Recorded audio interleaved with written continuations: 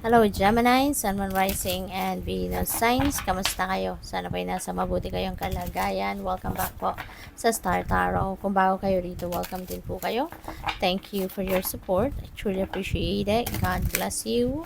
And please subscribe, like, share my videos, and leave me a comment po kung nakaresonate kayo. So, first message po ninyo is for general life and we have Four of Wands. Ayan. So, napakaganda nito kasi this is celebration, no? There is siguro celebration within family unit. Baka meron ditong family reunion. Pwede rin na may gathering dito, social gatherings. Family and friends, no? Mga colleagues, maaaring ganun. At pwede rin na meron kayong mga achievement, no?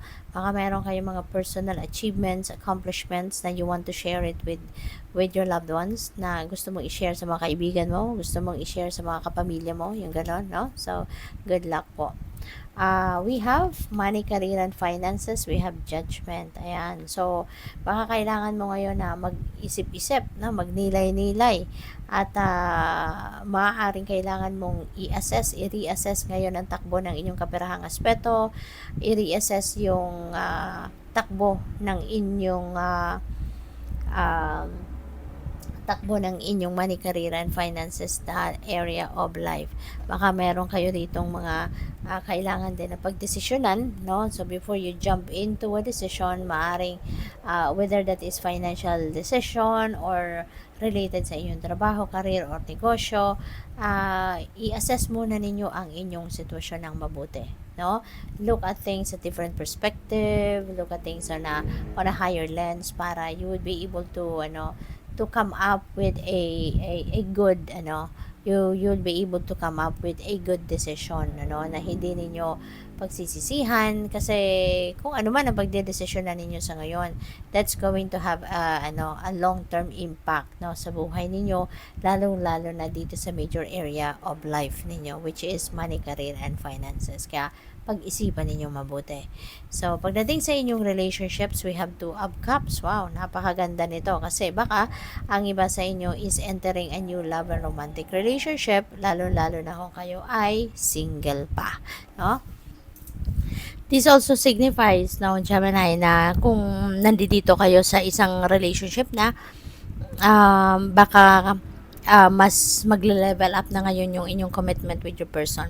Pwedeng meron ditong mas lalalim na yung inyong relasyon, at baka dito'y meron ng mag-aasawa, magpapakasal, magsasama na sa isang bubong, or pwedeng mag-expand na ng inyong pamilya, no? So, pwedeng mas mag-grow na ang inyong pamilya sa ngayon, no? By welcoming more kids, more children. So, pwedeng ganon. At baka ang iba din sa inyo dito, kung meron kayong hindi pagkakaintindihan with your person, kung meron kayong away, no, kunyari ng person ninyo, maaring ngayon maaayos nyo na yan. Mas mapapag-usapan ninyo mabuti, maa-address na ninyo ngayon ng mas maayos, no, yung inyong sitwasyon, at pwedeng kayo ay magkaroon na ng pagbabate, no, or yun, mapapatch up ninyo kung ano man ang hindi ninyo na pagkakaintindihan, no. So, I would like to say thank you din, Gemini, no, for subscribing to my channel. At kung hindi pa kayo nakapag-subscribe, subscribe na po kayo. At please maraming salamat din, no, sa inyong donasyon, no, sa aking channel by sending me super thanks, at sa mga hindi nag-skip ng ads po, maraming salamat for your support. So, yung clarifier ninyo for Four of Wands, we have Ten of Pentacles, which is really, really beautiful. Kasi sa Four of Wands, this is about stability din, diba? Lalo-lalo na pagdating sa pamilya. At with the Ten of Pentacles, so feeling ko dito talagang masaya ang inyong pamilya, kasi meron na kayong stability siguro pagdating sa inyong finances, maaring stable din, no, yung samahan ng bawat isa, masaya, nire-respeto ninyo ang bawat isa, there is love, harmony, between each other, sa buong pamilya ninyo, nagkakaintindihan ang bawat isa, kaya masaya. Mga needs ninyo is being provided, no, yung mga wants ninyo siguro nakukuha nyo na din, nai-enjoy na din yon, yung gano'n. Kaya parang there is contentment, there is fulfillment, there is happiness and joy talaga na-experience, no, ang bawat isa dito sa inyong pamilya, kaya na magiging masaya kayo, no. Pagdating naman dito sa judgment, we have 9 of Wands. Ayan, so feeling ko dito kailangan mong siguro kailangan mong depensahan ngayon yung inyong sarili, or kailangan mong protektahan ang mga valuables ninyo, protektahan ninyo yung anything na mahalaga sa inyo, tangible or non-tangible. Protektahan ninyo yung posisyon ninyo sa trabaho, yung mga ganon. Kasi baka meron ditong nagsasabotage sa iyo, or merong gustong magsabotage, 'di ba? Gustong agawin ang posisyon mo, siraan ka, 'di ba? Gawan ka ng kung ano-anong hindi maganda. So, probably may mga ganon. Out of inggit, 'di ba? Out of inggit, hindi nawawala 'yan, lalo-lalo na sa trabaho natin. Maraming mga naiinggit kapag maganda ang posisyon ninyo sa trabaho, maganda ang kalagayan ninyo sa buhay. Maraming mga, alam mo 'yon, hindi natutuwa sa mga ganong sitwasyon. Kaya maaaring may ganong sitwasyon dito sa inyo, Gemini, no? Kaya kailangan mo na maging mapagmatsyag, no? Be aware of what is happening around you, at saka maging maingat kayo, no? Maging maingat kayo sa mga kaganapan sa buhay ninyo. Alright? Lalo-lalo na sa inyong money, career, and finances. Kasi out of inggit, there could be people na nakakapag-isip ng hindi maganda, 'di ba? So, dito naman sa 2 of Cups, pagdating naman sa inyong relationships. So, meron tayong Temperance. Be patient.